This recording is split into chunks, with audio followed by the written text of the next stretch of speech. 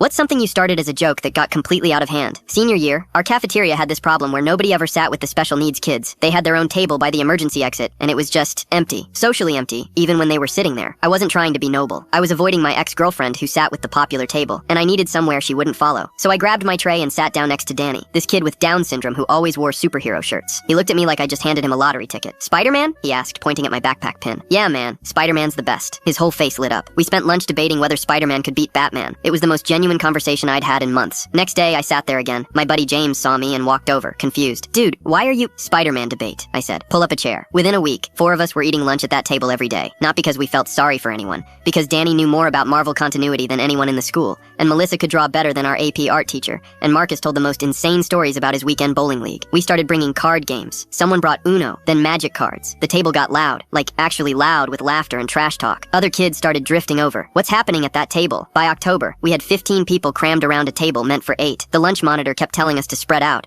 but there was nowhere else we wanted to sit. That's when the administration noticed. Principal Chen called me into her office. "We've received complaints that the special education students are being overwhelmed by the increased attention." I stared at her. "Complaints from who?" Because Danny literally asked me yesterday if we could make t-shirts for our group. She didn't have an answer for that. But 2 days later, they announced a new inclusive seating initiative, where student volunteers would rotate through different tables each week to promote integration. They were trying to disperse us, make it official and controlled and joyless. We ignored it, kept sitting at our table, kept playing cards and arguing about movies and helping Marcus prep for his bowling tournaments. The volunteer program collapsed in 3 weeks. Nobody wanted the assigned, supervised version when the real thing was happening organically. But something shifted after that. The lunch table wasn't just our group anymore. Other kids saw that it was okay, normal. They started sitting with students they'd walked past for years. By spring semester, there wasn't a special needs table anymore, because they were just everywhere. Danny sat with the debate team sometimes. Melissa ate with the art kids. It stopped being a thing. I graduated and thought that was the end of it. Last month, I came back from my little brother's graduation. I walked through the cafeteria, and there's Danny, now a senior himself, sitting with a group of freshmen, teaching them how to play exploding kittens. He saw me and shouted across the room,